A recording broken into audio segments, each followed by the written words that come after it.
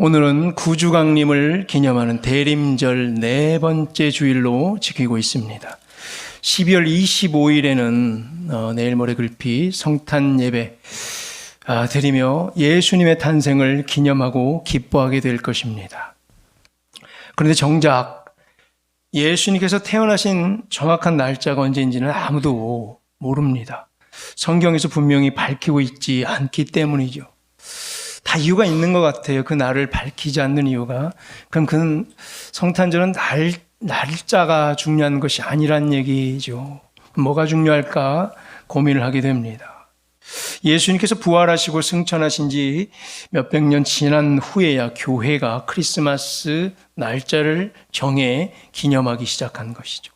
로마 제국을 통일한 콘스탄티누스 대제, 그는 유일신을 섬기는 기독교가 자기가 통치할 이 세 제국 통일에 보다 효과적일 거라는 판단 아래 313년에 밀라노 칙령을 통해 기독교를 국교로 정했지요. 그리고 좀 있다가 이어서 로마 교회는 로마의 전통적 축제일, 아마 겨울 축제였을 거예요. 그때를 예수님의 탄생일과 동일시하면서 많은 사람들 또한 기독교로 또 전도하고 끌어들이고자 하는 목적을 가지고 예수님의 탄생을 널리 알리고자 하는 이유로 크리스마스를 그레고리력 태양력이라고 그러죠. 거기에 따라 12월 25일로 정하게 된 거죠. 근데 한편 11세기의 로마 교회가 동방교회와 서방교회로 갈라지게 되죠. 근데 동방교회는 또 서방교회와의 차별을 강조하기 위해서 율리우스력, 태음력을 가지고 1월 6일로 크리스마스를 정합니다. 또 한편 또 동방교회의 영향을 받아 생긴 러시아 정교회는 또 동방교회와의 차별을 갖기 위해서 1월 7일로 성탄절을 정했습니다. 제가 러시아에 있을 때도 여러 번 봤어요. 1월 7일이 러시아는 크리스마스예요. 하루 앞두고 1월 6일 날 밤늦게 모스크바에 있는 구원 성당에 모여서 크리스마스 전야제 행사를 크게 가지곤 합니다. TV를 틀면 모든 채널이 하나도 빠짐없이 전부 다 구원 성당에 있는 성탄 미사 장면만을 방영을 합니다. 자, 12월 25일이 맞습니까? 아니면 1월 6일이 맞습니까? 아니면 1월 7일이 맞습니까?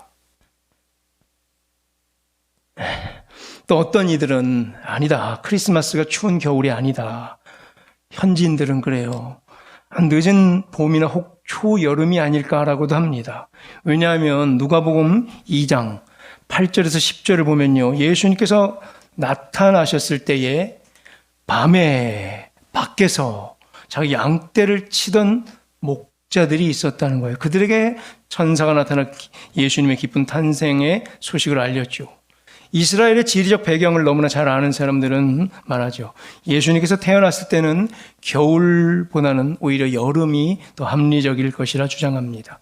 유다 산지의 12월은 일교차도 크고 매우 춥기 때문이죠. 밤에 밖에서 양떼를 돌보려면 분명히 늦봄이나 초여름은 돼야 되기 때문이에요. 지금 무슨 얘기를 하고 있는 것 같습니까? 날짜는 중요한 것이 아니다라는 말을 하고 있어요. 그럼 뭐가 중요한가? 이 크리스마스에서 오신 날짜보다 예수님께서 이 땅에 오신 목적과 그 과정, 절차가 중요한 거예요. 그래서 성경은 예수님께서 이 땅에 오신 날짜는 밝히지 않고 오히려 그 목적이 무엇인지 분명한 언어로 밝히고 있고 또 오게 된 과정과 절차가 어땠는지를 밝히고 있습니다. 자, 먼저 예수님께서 이 땅에 오신 목적이 무엇입니까? 오늘 읽었던 마태복음 1장 21절을 보면 알 수 있죠. 뭐래요? 자기 백성들, 그들의 죄에서 구원하기 위해서 오셨다 합니다. 구원이에요. 죄악에서 백성들을 구원해내기 위해서 오셨다. 예수님이 오신 목적 첫째 이거 말고 첫 번째로 될 것이 없는 거예요. 또 22절을 보면 왜 오셨냐 하면 보니까 이 모든 일이 된 이유는 뭐래요? 선지자로 하신 말씀을 이루려 하심이라. 이사야 등등 비롯해 이 말씀을 그대로 예언했던 자들이 예언을 그대로 이루기 위해서. 자, 여기까지 두 개 요약하면 예수님께서 이 땅에 왜 오셨냐 하면 자기 백성을 그들의 죄에서 구원하시려고 하나님께서 구약의 선지자들에게 하신 말씀을 그대로 이루기 위해 오신 것이죠. 그리고 또 왜 오셨냐 보니까 23절을 보면요. 빨간 것이 딱 있죠. 뭐예요? 임마누엘. 이걸 이루기 위해서 오셨어요. 오늘 본문 신약성경이죠. 신약성경은 다 헬라어로 적혀 있어요. 그리스어, 헬라어.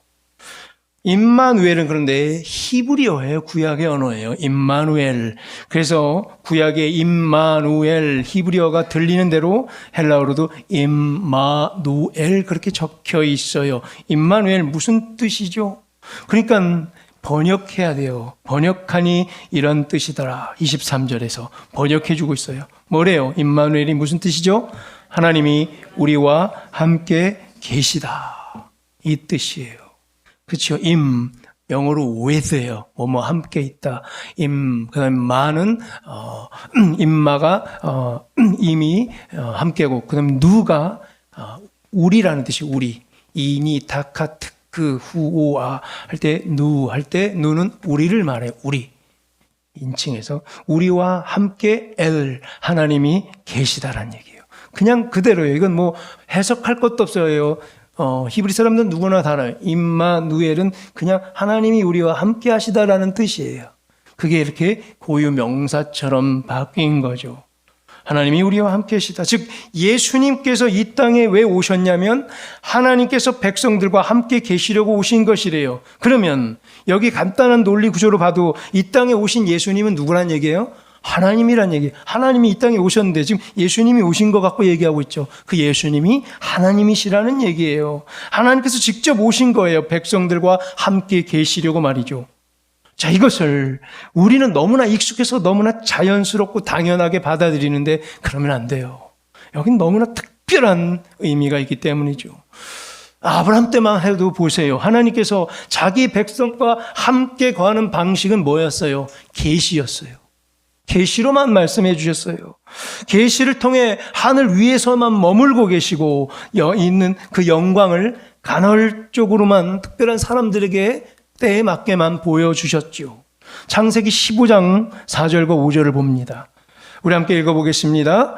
여호와의 말씀이 그에게 임하여 이르시되 그 사람이 네 상속자가 아니라 네 몸에서 날 자가 네 상속자가 되리라 하시고 그를 이끌고 밖으로 나가 이르시되 하늘을 우러러 뭇 별을 셀 수 있나 보라. 또 그에게 이르시되 네 자손이 이와 같으리라. 아멘. 이런 방식으로 하나님께서 임재하셔서 나타냈어요.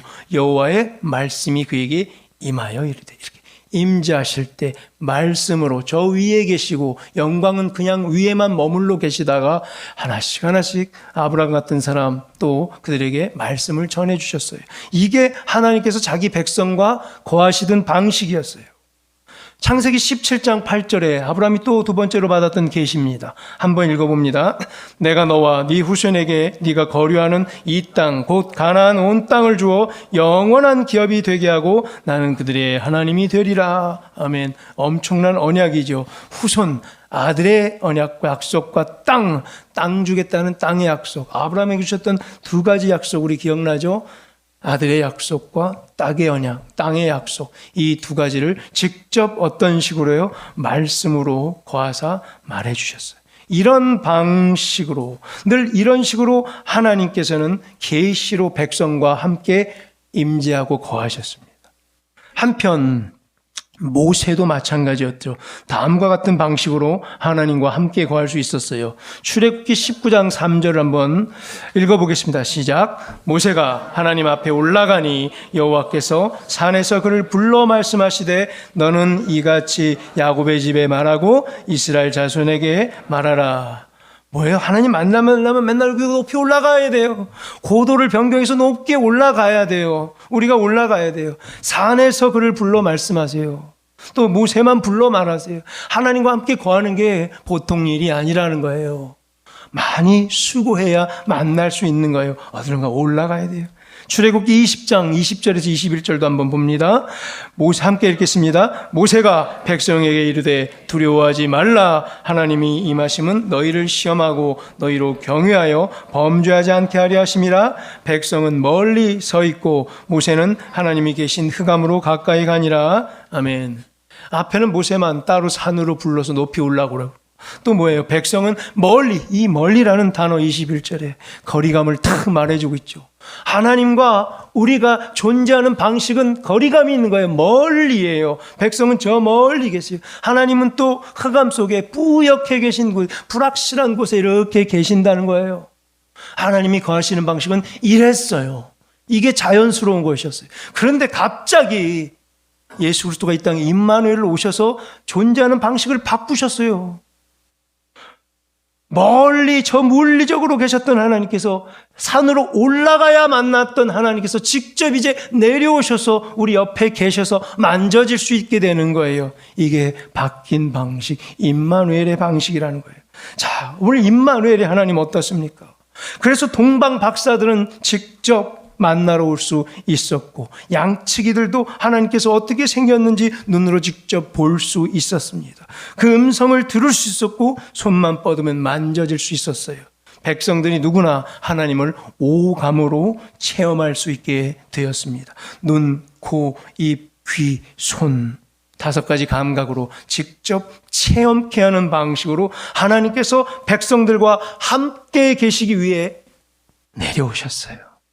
그럼 올라갔잖아요. 계속 만나러 올라가야 되는데 임마누엘의 하나님은 내려오셔서 한 명 한 명들 다 만나 주신다는 거예요. 이것은 뭐죠? 하나님 나라 경영 방식에 있어서 가장 큰 커다란 패러다임 변화를 의미한다고 그랬죠. 패러다임이 변한 거예요. 하나님 경영 방식이 크게 바뀐 거예요. 새로 바뀐 방식으로 우리가 지금까지 2000년 동안 이렇게 살아오고 있습니다. 이 얼마나 큰 복인지 몰라요. 패러다임 바뀌기 전으로 갈까요, 여러분들? 바뀌기 전, 예수님 오시기 전에 신앙생활 하고 싶으세요? 아니면 바뀐 이후에 지금 이렇게 신앙생활 하고 싶으세요? 제가 천지 차이라고 그랬죠. 아무리 모세가 날고 겨도, 아무리 엘리야가 뛰어나도 여기 있는 여러분 한 분과 바꿀 수 없어요. 아멘. 아멘. 왜요? 여러분들은 예수 그리스도 이후에 오신 삶을 살고 계세요. 임마누엘을 직접 체험한 사람과 그 이전 사람은 큰 차이가 있어요. 여러분 대단하세요. 그 전에 멀리만 계셨고 뿌옇게 계셔서 잘 보이지 않던 하나님께서 이제 뚜렷하고 구체적인 모습으로 나타내 보여주신 사건이죠. 그게 바로 크리스마스입니다. 따라서 크리스마스는 인류 역사 중 가장 큰 최고의 사건임에 틀림이 없습니다. 저는 단연컨대 인류 최고의 사건은 크리스마스예요. 자, 이 최고의 사건을 우리에게 나타내려고 하나님께서는 최고의 희생을 치르셨습니다. 그 최고의 희생을 우리가 3글자로 말합니다. 뭐죠? 성육신. 최고의 희생. 영어로 말하면 incarnation이라고 합니다. incarnate는 뭐냐면 영의 존재가 육신, 몸을 입는다는 말이에요. 존재 방식을 바꾼다는 게 incarnate예요. 존재 방식을 바꾼다는 거. incarnation. 우리도 존재 방식을 바꿔야 돼요. 간단하게 옛사람의 존재 방식을 우리도 바꿔서 새 사람으로 돼야 돼요. 적어도 교회 몇 년 다녔으면 좀 바뀌는 모습이 보여줘야 돼요. 하나님도 바꾸셔서 내려오셨잖아요. 인카네이트 했잖아요. 존재 방식을 완전히 바꿨다는 거. 아브라함과 모세 때 그리고 다윗과 엘리야 때 영으로만 계셨던 하나님께서 육신의 옷을 입어 그 백성들 앞에 존재하시는 것. 하나님께서 당신의 존재 방식을 바꾸시려고 육신의 옷을 입는 최고의 희생을 감내한 것이 바로 크리스마스. 창조주 하나님께서 피조물의 옷을 입으신 거예요. 이처럼 최고의 희생 앞에 우리는 서 있는 것이죠. 여러분들 이렇게 존재 방식 바꾸는 게 쉽습니까? 어렵죠. 방금 옛사람 얘기했지만 안 바뀌잖아요. 우리가 아무리 사랑하는 대상이 있다고 해도 우리 애완동물 얘기 많이 했죠. 강아지를 키우고 있어요. 개를 키우고 있어요. 아, 개가 너무 사랑스럽고 개가 너무 좋아요. 그렇다고 개가 되고 싶은 사람 있으세요? 개 사랑해. 개 나 너 너무 좋아. 나 개 될래. 이런 사람 없잖아요. 제가 금붕어를 키우고 있거든요. 4마리 키우고 있으면 이름도 다 있어요. 제가 금붕어를 너무 키워가지고 너무 사랑해서 저희 아내는 나보다 금붕어를 더 사랑하는 것 같아요. 질투를 하더라고요. 어느 정도냐면 한 마리가 눈알이 빠졌어요. 2개가. 근데 다 한 이틀 안에 죽겠다 그랬는데 1달 반 동안 살고 있습니다. 누구 때문에 가능할 것 같아요? 전지전능한 힘이 거기에 있기 때문에 가능한 거예요. 입속에 쏙쏙 밥을 넣어주고 잘게 빠가지고 그 주변에만 밥을 많이 뿌려주고 여전히 튼실하게, 그 친구 이름이 까불인데 여전히 까불까불하면 잘 살고 있어요. 그때 두는 눈알 빠졌을 때는 시름시름 앓다가 먹질 못해서, 왜 보이지 않으니까 먹을 수가 없는 거예요. 다른 애들이 다 앞에서 죽어가고 있는 그를 누가 살린 거예요? 전능하신 한 사람이 나타나서 그를 살리고 있는 거예요. 자, 제가 금붕어를 이렇게 사랑해요. 그렇죠? 전능하셔서 살려서. 금붕어 사랑해. 붕어 나 너무 좋아. 붕어 너무 예뻐. 붕어 나 금붕어가 될래. 아니요. 제가 붕어가 되겠습니까? 제가 붕어가 돼서 이렇게. 아니요. 제가 금붕어를 아무리 사랑해도 저는 붕어가 될 수 없어요. 그런데 하나님은 인간을 너무 사랑하사 육신의 방법을 바꿔 입었어요. 내려오셨어요. 그게 인카네이션, 그게 크리스마스, 그게 임마누엘이라는 거예요. 옷을 바꿔 입었다. 하나님께서 당신의 존재 방식을 바꾸시려고 육신의 옷을 입는 최고의 희생을 감내한 거, 피조물의 옷을 입은 거. 하나님께서는 육신의 옷을 입는 바람에 오히려 영의 옷은 거룩의 옷을, 우리는 거룩의 옷을 입을 수 있는 거예요. 하나님께서 우리의 죄인의 육신의 옷을 입고 우리는 하나님의 거룩의 영광의 옷을 바꿔 입는 거예요. 이거예요. 크리스마스의 핵심이에요. 뭐예요? 옷을 서로 맞바꿔 입게 되는 거예요. 옷을 맞바꿔 입은 거예요. 하나님께서는 우리의 옷을, 우리는 하나님의 옷을, 우리는 죄인 그 자체고 하나님은 거룩 그 자체이십니다. 거룩하신 하나님께서는 죄인의 옷을 입어서 죽으셨고 죄 많은 우리는 거룩의 옷을 입고 살게 되는 것이에요. 이게 바로 크리스마스. 크리스마스는 바로 하나님과 인류가 옷을 서로 맞바꿔 입은 인류 역사에 있어서 가장 큰 최고의 사건인 거예요. 인류 최고의 사건인 성탄절. 오늘 읽은 본문을 보면 그래서 날짜는 중요한 것이 아니라는 방식으로 계속 다 기록되어 있어요. 중요한 것은 뭐라고요? 목적과 과정이에요. 크리스마스의 목적은 임마누엘의 약속을 이루시고 백성들을 죄악에서 구원하기 위함입니다. 이를 위해 하나님께서는 최고의 희생을 보여주신 것이죠. 당신들에게, 백성들에게는 희생을 요구하지 않으시려고 직접 희생하셨어요. 우리에게 희생을 요구하지 않으세요. 우리 교회에서 조금 헌신한 것 같고 내가 희생했지라고 말하면 안 되는 거예요. 내가 얼마나 큰 희생을 했는지는 우리 인간의 입에서 나와서는 안 될 말이에요. 희생은 오직 하나님께서만 하십니다. 우리가 할 수 있는 것은 뭐예요? 그럼 순종이에요.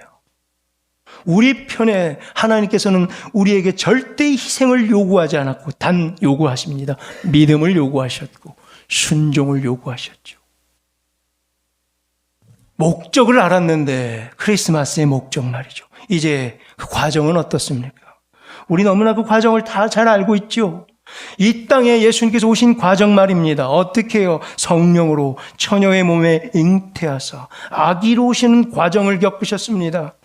요셉이라는 사람의 약혼 여인 마리아가 동거하기 전에 아기를 갖게 된 거죠. 오늘 읽었던 20절 보세요. 20절에 보면 그에게 잉태된 자는 성령으로 된 것이라. 말이 이게 믿기 쉽지 이게 믿어집니까? 우리 중에 이게 믿어집니까? 우리 가운데 이런 일이 벌어져 보세요. 말이 하나 믿으라고 그러지 우리는 이거 믿을 수 있는지 말이죠. 신기한 일이죠. 엄청난 일이죠. 믿겨지지 않는 일이에요. 도무지 믿을 수 없는 일로 하나님께서 이 땅에 크리스마스를 도착시켰어요. 물리학적인 법칙을 따르는 세계에서는 도저히 있을 수 없는 일이죠. 그렇죠. 하나님께서는 분명히 이러한 인류 역사에 있어서 가장 큰 사건을 그래서 감당해낼 수 있는, 아무도 믿을 수 없고 도무지 말이 될 수 없는 일을 감당해내고 믿을 수 있는 그 사람을 찾고 또 찾고 기다리셨어요. 그러다가 기다리던 중에 요셉과 마리아가 다윗의 자손 중에 발견이 된 거예요. 그런 사람들이 나타냈기에 하나님께서 결심하시고 이 땅 가운데 크리스마스를 가지고 착륙하러 오신 거예요. 그것을 감당해낼 만한 역사적 인물이 나타냈기에 누굽니까? 제가 아닙니다. 여러분 중에도 없습니다. 우리는 이 정도 어마어마한 일을 감당해내지 못할 겁니다.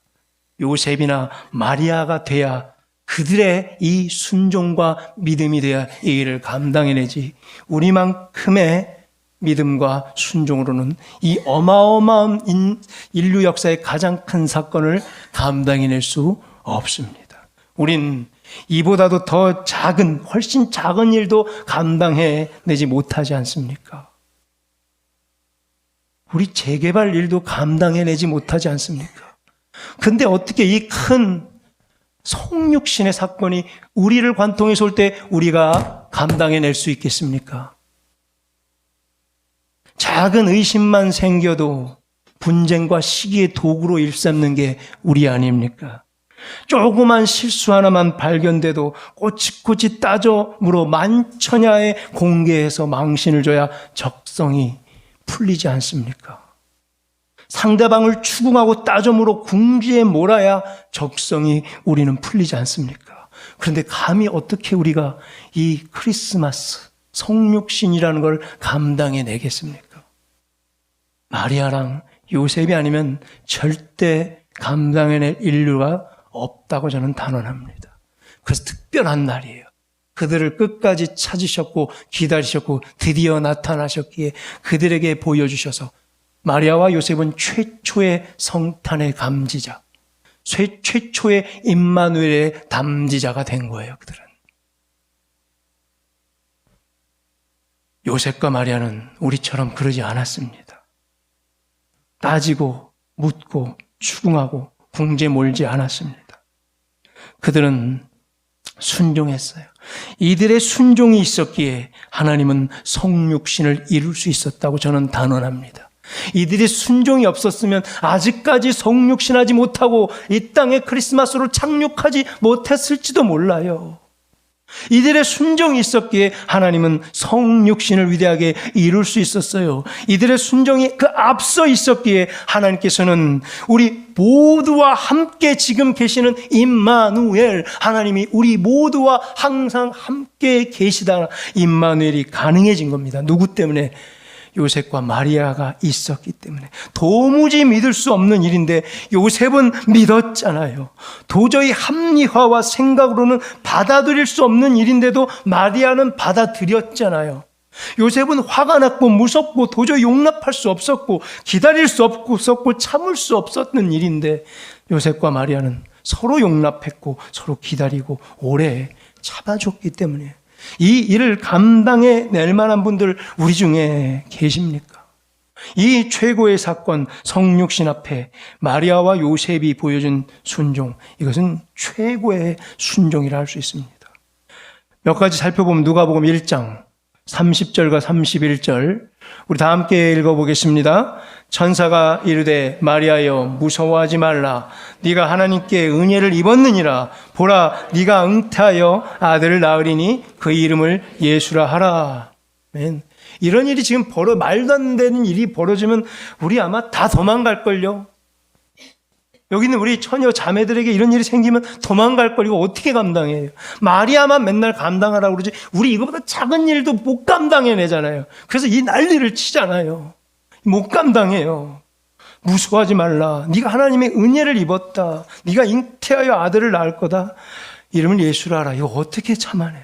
마리아는 어떻게 했어요? 1장 38절 누가복음 함께 읽습니다. 마리아가 이르되 주의 여종이 오니 말씀대로 내게 이루어지이다 하매 천사가 떠나가니라. 주님 마음대로 하십시오. 나는 당신의 여종입니다. 당신 것입니다. 주님, 말씀대로 나를 통하여 이루소서. 이럴 준비 되셨습니까? 크리스마스 때 다른 거 말고 이럴 준비 되셨습니까? 말도 안 되고 도저히 내 머리와 내 경험과 지식과 지금까지 했던 것으로 감당이 되지 않는 일이 나의 앞에 터져질 때 주의 종이오니 말씀대로 내게 이루소서 할 준비 되셨습니까? 요셉은 어땠습니까? 오늘 읽은 마태복음 1장의 24절, 25절을 함께 읽습니다. 요셉이 잠에서 깨어 일어나 주의 사자의 분부대로 행하여 그의 아내를 데려왔으나 아들을 낳기까지 동침하지 아니하더니 낳음의 이름을 예수라 하니라. 이게 요셉이에요. 요셉도 주의 사자의 분부대로 행했습니다. 토 달지 않았어요. 마리아에게 요셉만큼 따져 묻기 좋은 사람이 어디 있었겠습니까? 그는 그냥 주의 사자의 분부대로 행했고 아내를 맞이했고 끝까지 지켰고 결국에 아들을 낳아 예수라는 이름을 붙였어요. 인류 역사 중 가장 큰 일 앞에 마리아와 요셉은 최고의 순종을 보여주고 있었던 거예요. 이건 우리가 도전해야 되는 거예요. 이제 진짜 마리아와 요셉만 가능했는가? 우리 인정하고 그래도 우리가 그들을 닮아가려고 이 크리스마스 때 우리 각자가 요셉이요 또 마리아가 돼봤으면 좋겠습니다. 요셉은 충분히 따져 물을 수 있는 입장이었으나 따져 묻는 것을 그는 잘 못했고 오히려 순종하는 것을 잘했습니다. 혹 우리는 어떤지 나는 따져 묻기는 잘하는데 순종은 잘 못하고 있지 않는지 고민해 보십시다. 따져 묻는 거는 도사인데 순종하는 것은 젬병인지 아니면 따져 묻는 게 젬병이고 순종은 도사 되기를 간절히 축원합니다. 아멘이 작았어요. 생각보다. 아멘 할 줄 아는데 싫은 거예요. 순종하기가 싫고 여전히 따져 묻고 싶은 게 많은 거예요. 다시 한번 기회를 드립니다. 따져 묻는 거에는 젬뱅이가 되고 순종하는 데는 도사가 되기를 간절히 축원합니다. 이 정도 돼야 부정교회죠. 이제 말씀 맺겠습니다. 이를 최고의 복된 사건은 두 가지 때문에 가능했어요. 하나는 하나님 편의 최고의 희생과 인간 편, 요셉과 마리아의 최고의 순종, 그것을 통해 이 땅에 성육신이 안착됐던 거예요. 하나님은 거룩의 옷을 벗어 인간에게 입혔고 인간은 이 죄의 옷을 대신 벗어 하나님께 입힌 거예요. 옷을 서로 바꿔 입는 이 최고의 희생으로 경영 방식을 이렇게 바꾼 거예요. 옷을 바꿔 입으면서.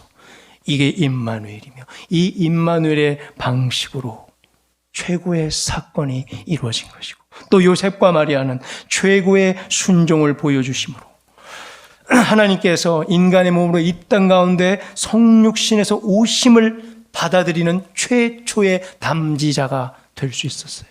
우리도 최고의 희생 앞에 하나님께서 오늘도 보여주고 있는 최고의 희생 앞에 최고의 순종으로 한번 나아가 보기를 간절히 소망합니다. 요셉과 마리아는 최고의 은혜를 감지하고 받아들일 수 있는 그릇으로 준비된 자들이었어요. 아무리 은혜가 많이 쏟아져도 그 그릇이 되지 않으면 하나님께서 일을 할 수 없어서 기다리신 거예요. 계속.